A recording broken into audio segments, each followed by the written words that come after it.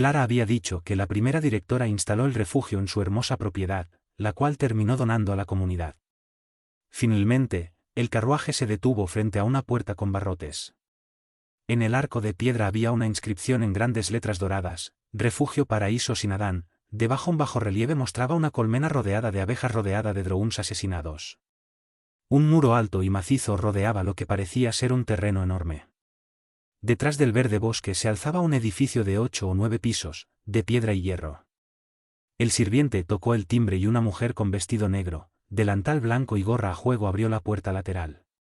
Después de enterarse de que el visitante deseaba ver a la señora Forest, le pidió que se bajara del carruaje y la siguiera, ya que el reglamento no permitía que hombres, ni siquiera sirvientes, entraran más allá de los barrotes de la puerta sin un permiso especial.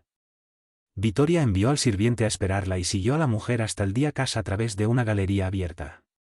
Allí, otra criada, con idéntico atuendo sobrio y puritano, informó que la señora Forest estaba en el jardín, en la sección de niños. Era la hora del recreo, pero el visitante podía ser llevado allí.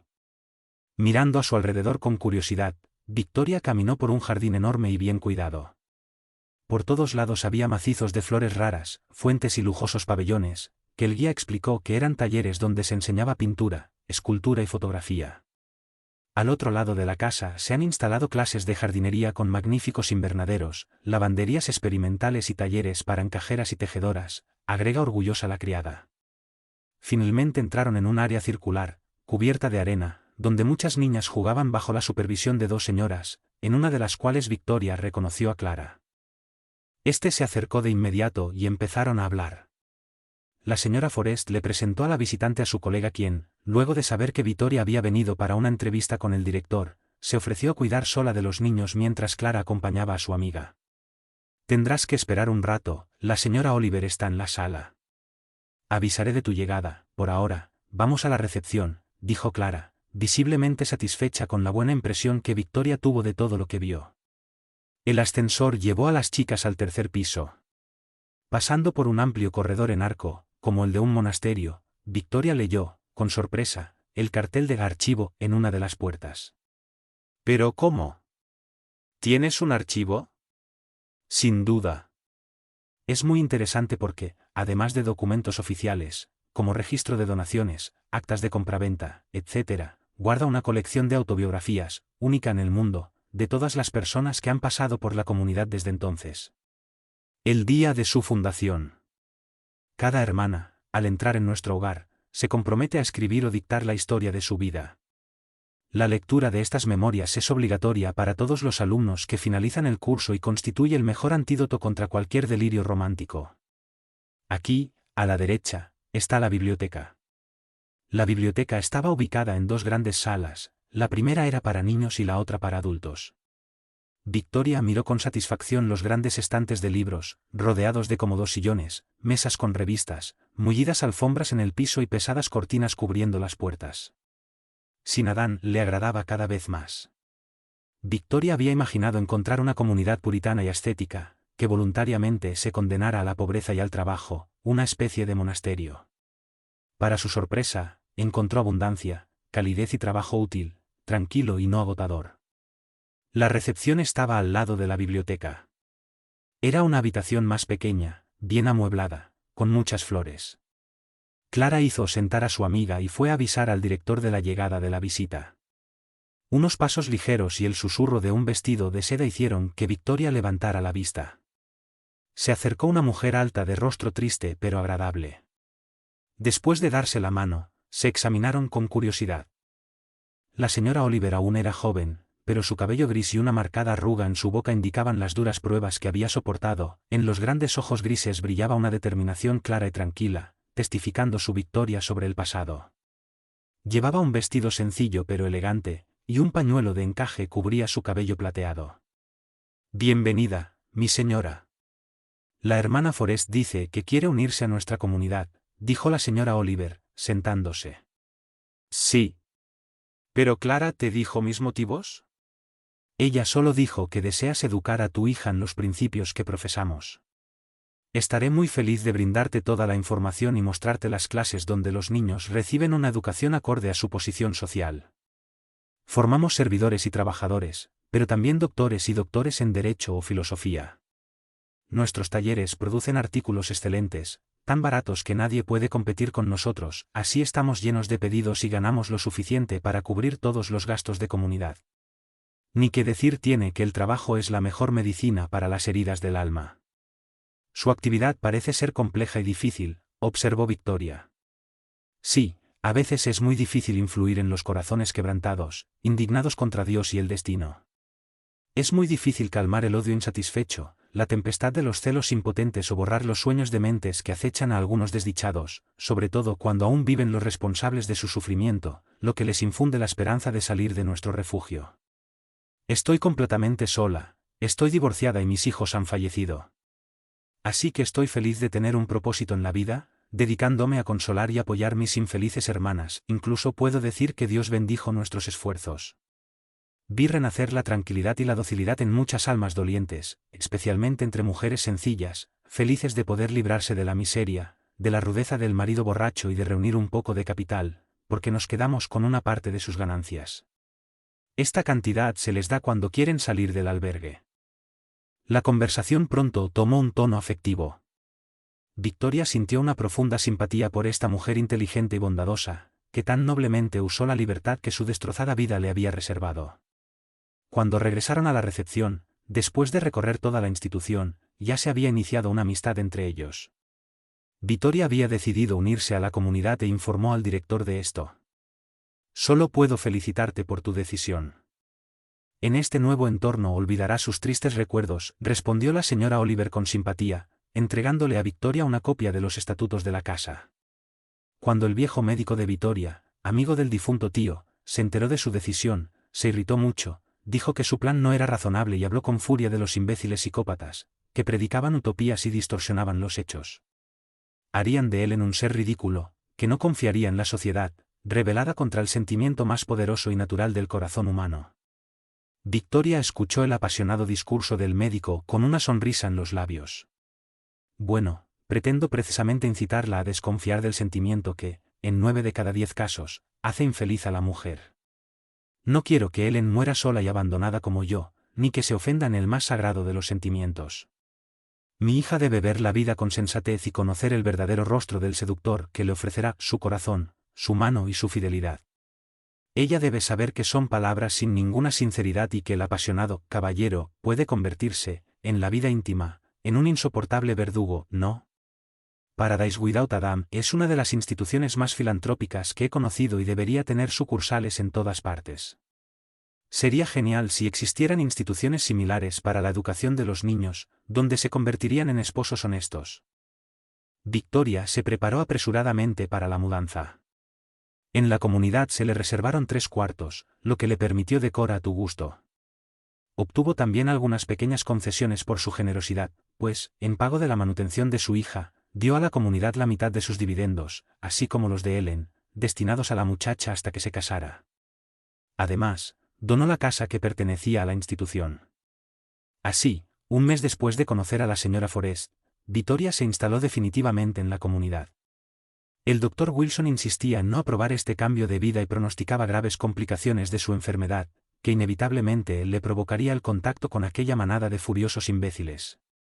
Sin embargo, esta predicción no se cumplió, por el contrario, la salud de Victoria mejoró significativamente. En el refugio se sentía mucho mejor que en la gran casa vacía, llena de recuerdos, no había tiempo para soñar y hurgar en el pasado. La actividad dinámica que la rodeaba la divertía y le infundía el deseo de ser útil también. Victoria había recibido una educación brillante, era una excelente música y muy buena pintora, por eso asumió la enseñanza de la música y la pintura. Además, ayudé a la señora Oliver en la supervisión de los talleres, lo que los acercó mucho. Pasó muchas horas en los archivos, leyendo las memorias guardadas allí, historias de la vida real, en las que se dibujaban con distintos matices 2 personajes principales, la mujer infeliz y abatida y el hombre, grosero y narcisista, que no reconocía otra ley que el placer, y prefirió una insolente y fastuosa sacerdotisa de amor a su fiel y discreta esposa. Victoria observó a los trabajadores en los talleres con enfermiza curiosidad, todos trabajaban con fervor, pero en los rostros sombríos y en la arruga severa y amarga de los labios apretados se leía una epopeya de sufrimientos físicos y morales. A veces alguna pobre mujer, con lágrimas en los ojos, inclinaba la cabeza sobre las agujas de tejer o la máquina de coser y se sumergía en su trabajo de tal manera que no veía ni oía nada. Solían ser los recién llegados, cuyo dolor aún estaba demasiado vivo, o alguna víctima de la ofensa más dolorosa que las otras, cuya herida ni siquiera el tiempo cicatrizaba. Esas mujeres recibieron más atención de Vittoria, ya que su propia herida tampoco sanó. A veces, en la oscuridad de la noche, añoraba la breve felicidad, y pronto le venía a la mente la imagen del hombre sin corazón que había destruido su vida. La justicia no alcanzará a los culpables, él vivió en la riqueza y el honor, respetado por todos, mientras ella se marchitó y se vio obligada a dejar a su hija al cuidado de otros. En esos momentos, una aguda sensación de soledad te otorga el corazón. Tomada por una tristeza indescriptible, se levantó de su cama, se dirigió a la habitación de Ellen y solo la visión de su hija la calmó. Seguía admirando a la niña dormida, su carita fresca de expresión orgullosa y decidida, los mechones de su cabello sedoso. Entonces, el temor por el futuro de su hija se apoderó de ella nuevamente. ¿Cuántos peligros acecharían a esta hermosa criatura, abandonada a sí misma en la hora fatídica en que el corazón de una mujer comienza a anhelar el amor, en que la mera casualidad basta para despertar en ella ese sentimiento natural y sagrado, que muchas veces se convierte en un fuego que consume por completo? Ellen estaba entusiasmada con su nueva vida. Después de vivir sola, entre su madre, enferma y triste, y el tío Tom, infinitamente bondadoso, pero siempre serio y ocupado en sus negocios, la niña se sentía feliz en el inmenso jardín, entre las niñas de su edad. Todo era nuevo para ella, los juegos en grupo, el gran lago con cisnes, las lecciones en el salón de clases, mucho más interesantes que las lecciones con la institutriz. Para coronar esta felicidad, su madre estaba mucho mejor, luciendo tan alegre y activa como nunca la había visto Ellen. Por su inexperiencia, Ellen no se dio cuenta de que a sus nuevos amigos les faltaba la alegría despreocupada de la niñez y que el ambiente extraño y severo que reinaba en la casa pesaba mucho sobre ellos. Los niños corrían, jugaban, charlaban, pero sin el ruidoso entusiasmo propio de su edad. Todos aquellos las niñas pequeñas tenían un pasado oscuro, recuerdos de miseria, privaciones, escenas grotescas y lágrimas de sus madres. Ese pasado estaba estampado en sus rostros pálidos y precozmente serios. La alegría agitada de Ellen, inicialmente provocada por la felicidad de no estar sola, pronto se transformó en una tranquila seriedad, idéntica a la de sus colegas. Entonces, comenzó a buscar una amiga y la encontró en la persona de la pequeña canadiense llamada Blanche Clevel. Esta linda niña pelirroja, de ojos verdes y labios morados era tan voluble, explosiva y entusiasta como Ellen era insistente, positiva y enérgica. A pesar de la completa divergencia de carácter, las chicas se gustaban, compartían todos los placeres y todas las diversiones e incluso juraron no separarse nunca. Pero el destino decidió lo contrario. La madre de Blanche murió 2 años después de que Victoria se uniera a la comunidad. Se había separado de su marido que se había enamorado de una actriz con la que se había casado nada más librarse de las obligaciones de su primer matrimonio. Estas circunstancias llevaron a la señora Clevel a Boston, donde terminó integrándose a la comunidad. Al morir, declaró que dejaría a su hija a la comunidad hasta que él era capaz de mantenerse a sí mismo. Por ello, Blanche fue considerada la hija adoptiva de Paraíso sin Adán y todos intentaron paliar el duro golpe que recibió la niña. Unos 8 meses después de la muerte de la señora Clevel, apareció de repente un hombre queriendo hablar con el director del albergue. Mostrando documentos, se declaró padre de Blanche que había venido a buscar a su hija, a quien quería criar solo. Doña Oliver trató de protestar en base a la última voluntad del difunto, le repugnaba aquel padre vanidoso y decadente que pretendía llevarse a uno de sus discípulos. Pero el señor Clevel insistió, amenazando con apelar a las autoridades y acusar a la comunidad de detener a la fuerza a un menor, y el director tuvo que estar de acuerdo.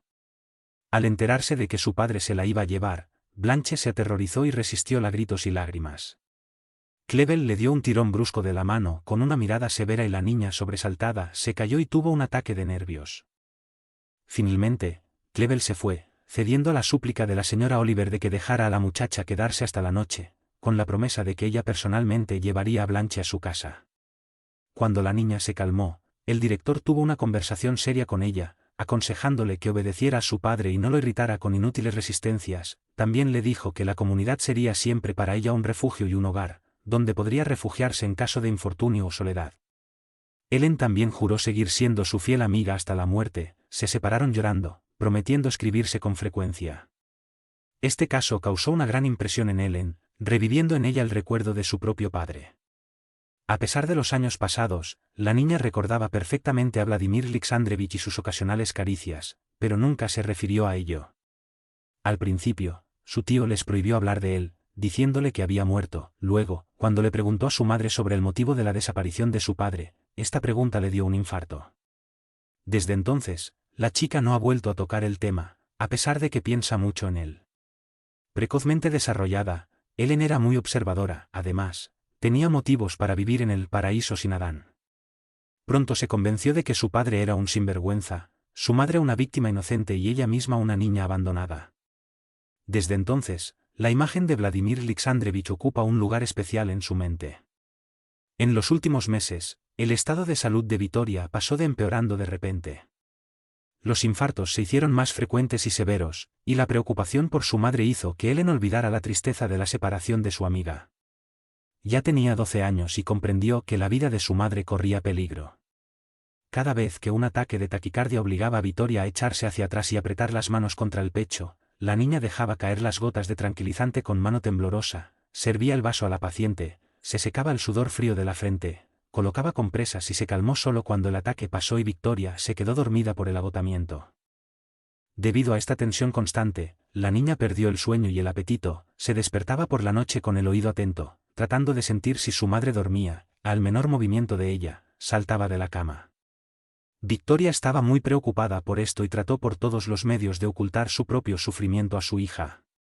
Con ese fin, a menudo se sentaba hasta bien pasada la medianoche en su pequeño salón, reclamando trabajo o ganas de leer un poco.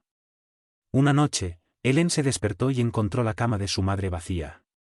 Muy asustada, comenzó a llorar, sin atreverse a levantarse, porque sabía que a Victoria no le gustaba que fuera a verla a la sala. Finalmente, el profundo silencio se hizo tan insoportable que, arriesgándose a una reprimenda, saltó de la cama y se deslizó como una sombra hacia la puerta entreabierta del cuartito. Victoria estaba sentada al escritorio, inmersa en la observación de un gran retrato enmarcado en una carpeta de cuero. Ellen nunca había visto este retrato antes, pero ese rostro le resultaba familiar y vivía en su memoria. La palidez de muerte de su madre y las lágrimas silenciosas que rodaban por su rostro le confirmaron la sospecha de que se trataba del retrato de su padre, del que nadie hablaba, tanto que ni siquiera sabía si estaba vivo o si su madre lo estaba. Llorando su muerte. Ellen entonces sintió un abrumador deseo de saber la verdad. Acercándose a Victoria, se arrodilló, la abrazó y, apretando la cabeza en el regazo de su madre, murmuró con voz suplicante: «Mamá, ¿dónde está papá? Dime, ¿está vivo o ha muerto como decía mi tío?», dijo, viendo a su madre hacer una mueca. «Sí, este es el retrato de tu padre». «Pero no sé si todavía está vivo», respondió Victoria en voz baja y quebrada. «De todos modos, pobre hija mía, murió por los dos. Cuando muera, no cerrará mis párpados, no te defenderá ni te apoyará. Ellen, olvida que tienes un padre. Pero si alguna vez sucumbes al sentimiento traicionero del amor, ten mucho, mucho cuidado al elegir marido, para no sufrir como yo y no tener que explicarle a tu hijo una triste verdad como esa». Ellen se echó a llorar y cubrió de besos las manos frías de su madre. Momentos después, levantó su cabecita y dijo con decisión: «Mamá, cuéntame sobre tu pasado. Ya soy grande y prometo merecer tu confianza». Victoria pensó un rato y luego respondió: «Está bien. Tienes derecho a saber la verdad». Luego, contó brevemente toda la historia de su matrimonio, la partida de su esposo, y agregó: «Todavía eres demasiado joven para entenderlo todo. ¿Ves ese voluminoso folleto en el cajón del escritorio? Es mi diario en el escribí la historia de mi alma, desde niña, novia, esposa, hasta convertirme en madre. Prométeme que no lo leerás hasta que cumplas los 18. Además, encontrarás mi biografía en el archivo del refugio. Solo entonces comprenderéis plenamente lo que he sufrido y mi vida os servirá de terrible ejemplo». Victoria cerró la carpeta del retrato, y metiéndola en el cajón, añadió: «Olvida la cara de ese hombre, Ellen. Él nunca nos amó. Ahora vete a dormir, estás muy cansada, querida». Pero la niña estaba demasiado emocionada para dormir. Acercó un taburete a su madre, diciendo que no tenía sueño, y con seriedad infantil, empezó a hablar del objeto de su mayor interés. Las conjeturas de Ellen fueron tan acertadas que Victoria, sorprendida y hasta encantada, se dejó llevar y comenzó a dialogar abiertamente con ella, olvidando que era una niña de 12 años.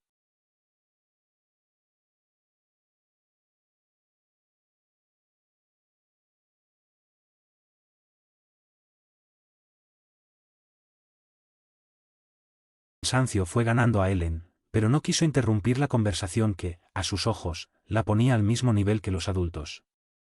Mientras tanto, Victoria, distraída por sus recuerdos, no notó que el sueño se apoderaba imperceptiblemente de la niña. Solo notó que tenía los ojos cerrados cuando su cabecita cayó pesadamente sobre su regazo. Luego, besó el cabello sedoso de su hija, y sin querer despertarla, descansó, recostado en el sillón. De repente, un terrible dolor atravesó su pecho. Sintió que su corazón se hinchaba y apretaba, recuperando el aliento, hubo un fuerte zumbido en sus oídos, y pareció caer en un abismo sombrío. Perdió el conocimiento y se detuvo. Su pobre corazón, que había soportado tanto miedo, amargura y sufrimiento, dejó de latir para siempre. Mientras tanto, Ellen seguía durmiendo, sin sentir el frío de la mano que convulsivamente sostenía la suya. La niña tampoco despertó cuando, a las 7 de la mañana, entró la señora Forest, quien visitaba a su amiga todas las mañanas, temiendo por su salud.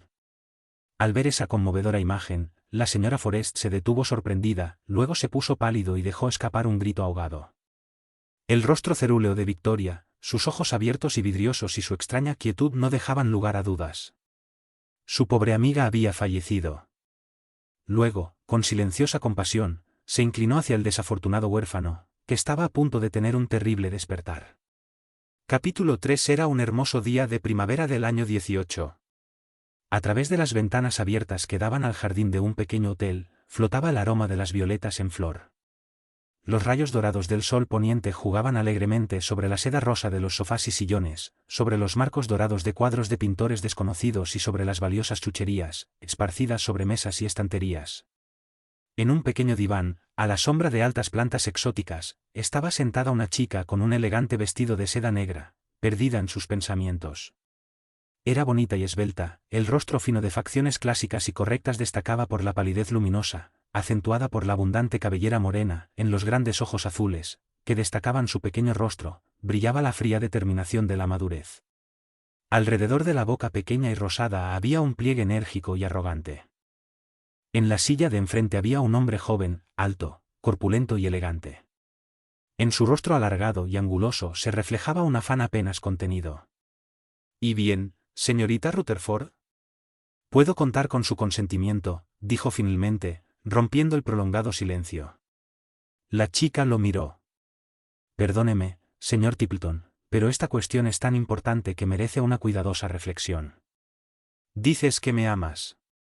Cualquier hombre puede jurar esto tantas veces como quiera, por lo que es absolutamente natural que una mujer no crea ciegamente en los votos de amor. Mi opinión sobre el matrimonio no es un secreto. El hecho de que decidiera estudiar tu propuesta, solo prueba la consideración que tengo por usted. Gracias, señorita Elena. Espero confirmar la buena impresión que tienes de mí. Cuando seamos marido y mujer, intentaré curarte por completo de esas ideas absurdas que te inculcaron en ese maldito manicomio, donde se intenta derrocar el orden social existente y socavar la unidad familiar, observó con fatuo el joven norteamericano sonrisa. Una expresión enigmática cruzó el rostro de Ellen. Tomando lápiz y papel, se los entregó a su interlocutor. Hazme el favor de escribir tu propuesta en esa hoja. Visiblemente avergonzado e insatisfecho, Tipleton vaciló por un momento, luego, inclinándose sobre la mesa, rápidamente escribió la propuesta con expresiones elocuentes y se la entregó a Ellen. Ella tomó su mano y la estudió por un rato. Las líneas profundas pero simples que arrugaban su palma. Luego miró la página escrita por un largo rato, estudiando la letra torpe, angulosa y chillona del niño. Finalmente, levantó la cabeza y miró burlonamente al chico, hosco. Lo siento, señor Tipleton, pero debo rechazar su propuesta. De las líneas de tu mano leo que no tienes corazón. Su letra indica que tiene un carácter bastante desagradable. Un fuerte rubor cubrió el rostro del estadounidense. ¿Cómo puedes basar tu negativa en tales lugares comunes?, exclamó enojado. La palistería no es más banal que la grafología, y tu ira lo demuestra, respondió Ellen con calma. No puedo ser tu esposa, ya que me he prometido casarme solo con el hombre cuyas líneas y letra indiquen que es un idealista, con un corazón amoroso y tendencias artísticas. Señorita Rutherford, se está burlando de mí después de tratarme tan amablemente y darme esperanza. Aquí está la tan cacareada rectitud femenina. Dices que los hombres somos frívolos y nos tienen por poco dignos de confianza, mientras que las mujeres, esas lindas víctimas de nuestra tiranía, están llenas de coquetería e hipocresía, dijo Tipleton, temblando de rabia y agarrándose el sombrero. ¿De qué se queja, señor Tipleton? Le estoy haciendo un favor al evitar que se case con una coqueta malcriada, además, una hipócrita, observó Helen con calma. Si ustedes, hombres, están desilusionados con las mujeres, creen para ustedes un paraíso sin Eva y listo. No. Más vale luchar por el cierre de esta despreciable institución que educa a las mujeres para oponerse a las leyes humanas y divinas, objetó Tipleton, saliendo rápidamente de la sala. Cuando el sonido distante de la puerta principal al cerrarse anunció la partida final del desafortunado pretendiente, Helen dejó escapar un suspiro. Reír. Se levantó y estaba a punto de irse cuando las pesadas cortinas de la puerta se abrieron y una mujer con un vestido negro apareció en el umbral con una pequeña carpeta en la mano. Era tan delgada, tosca y fea que aparentaba unos 40 años, aunque solo tenía 25. Su atuendo sobrio y el cabello rizado en la nuca no le sentaban bien. Bueno, puedo decir hola ahora, cuando vas a convertirte en la señora Tipleton, propietaria del almacén de lana más fino de Boston, de forma gratuita, el corazón del amable señor Daniel, preguntó burlonamente el recién llegado. Lamentablemente, me perdí esa felicidad gracias a la quiromancia, que le dio un mal certificado al señor Daniel, respondió Helen, riendo. Nos separamos de relaciones tensas y él decidió lanzar un ataque audaz contra nuestra comunidad, con la intención de cerrarla. ¿Ves, mi pobre Nelly, la desgracia que me he traído al no querer convertirme en la señora Tipleton? Déjalo atacar. La comunidad tiene dientes y garras y sabrá defenderse. Pero olvidemos estas tonterías. Necesito hablar contigo. ¿De qué se trata, Nelly? Estoy completamente a tu disposición, respondió Helen, poniéndose inmediatamente seria. En primer lugar, tu editor escribe que la cuarta edición, es decir, los 20.000 volúmenes, se ha agotado y pide permiso para una nueva edición. Excelente.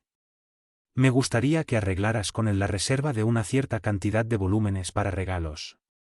Me gustaría llevarlos conmigo a Europa y distribuirlos allí. Hablaré con él mañana.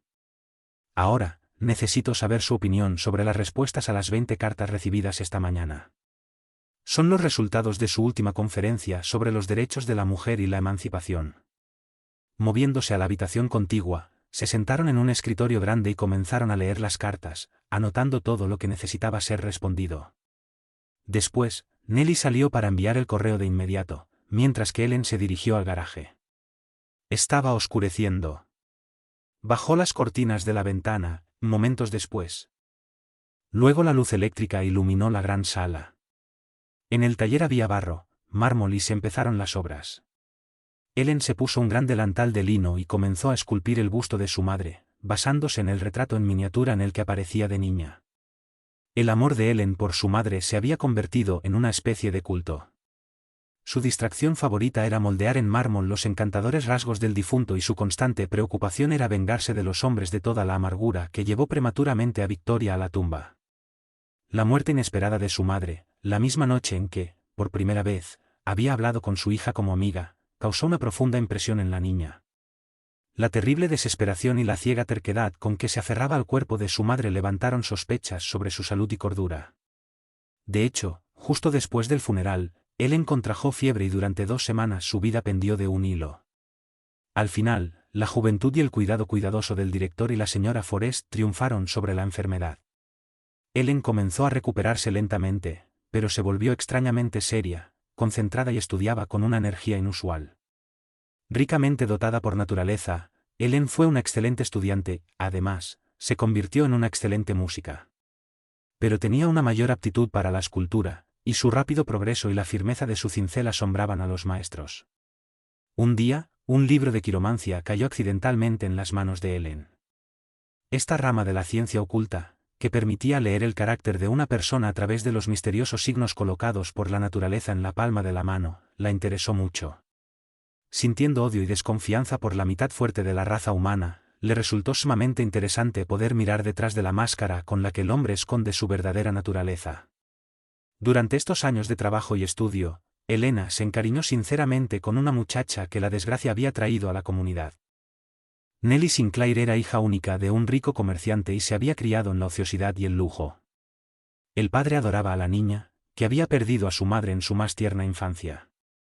A los 16 años se comprometió con hijo del socio comercial de su padre.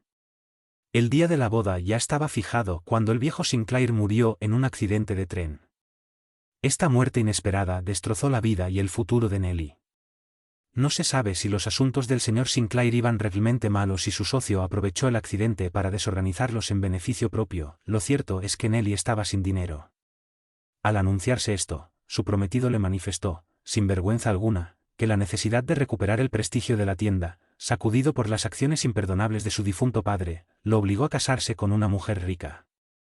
La pobre Nellie, que amaba a su prometido y creía en su amor, pensó que enloquecería con este nuevo golpe del destino. No pudo conseguir el apoyo de nadie, porque familiares y amigos desaparecieron, no queriendo hacerse cargo de la adopción del huérfano. Para no morir de hambre, se vio obligada a trabajar como niñera. Es difícil describir lo que sufrió la orgullosa y mimada niña, al tener que someterse a este tipo de trabajo. Ya estaba pensando seriamente en suicidarse cuando el azar la llevó hasta la señora Oliver, quien se compadeció de ella y la acogió en el refugio. La niña sombría y triste se ganó la simpatía de Ellen. A pesar de que Nellie era 5 años mayor, pronto se hicieron amigos inseparables. Cuando Ellen cumplió 18 años, decidió leer el diario de su madre. Hasta entonces había respetado la voluntad del difunto y no había tocado el cuaderno. Tan pronto como cayó la noche, Ellen se encerró en la habitación donde había muerto su madre y donde todos los objetos eran sagrados para ella. Con profunda devoción, abrió el cajón y sacó el cuaderno de tapa verde, no tocó el fajo de cartas atado con cinta negra.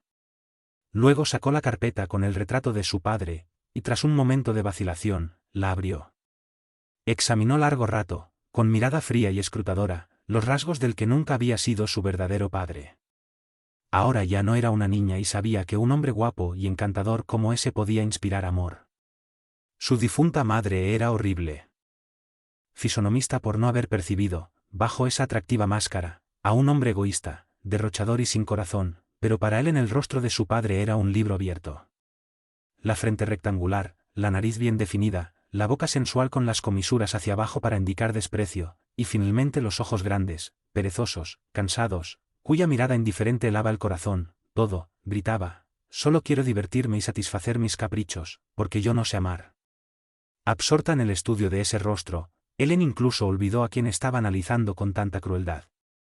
Cerrando la carpeta, la arrojó al cajón del escritorio, murmurando con desdén, el asesino traicionero, que la venganza divina te castigue si escapaste de la tierra. Luego tomó el cuaderno, lo besó y lo abrió. Al principio, una hoja de papel doblada le llamó la atención. En él, Victoria había escrito lo siguiente: para cuando leas estas páginas, mi amada hija, yo ya estaré en la tumba por mucho tiempo y tú ya serás una mujer. Deseo que la confesión escrito en este cuaderno servirá de lección. Tú mismo juzgarás cuánto me culparon por la destrucción de mi propia vida, si fue la falta de energía o el exceso de orgullo lo que me tapó la boca cuando debí haberme quejado, defendido mis derechos o rebelado contra la conducta indecente de tu padre. Me parece, sin embargo, que tú habrías hecho lo mismo, conservando en primer lugar la dignidad femenina y dejando a quien la abandonó a la justicia divina y a su propia conciencia. ¿Conocerás alguna vez a ese hombre indigno que, aun en vida, me dejó viuda y a ti huérfana? Quiero que lo encuentres, para que sienta toda la amargura de perder a una hija como tú. Con lágrimas en los ojos, Ellen comenzó a leer el diario de su madre. Ante ella, paso a paso, se desplegaba la lenta agonía de un alma ofendida en sus mejores sentimientos, torturada por la tristeza, la monotonía y la soledad permanente.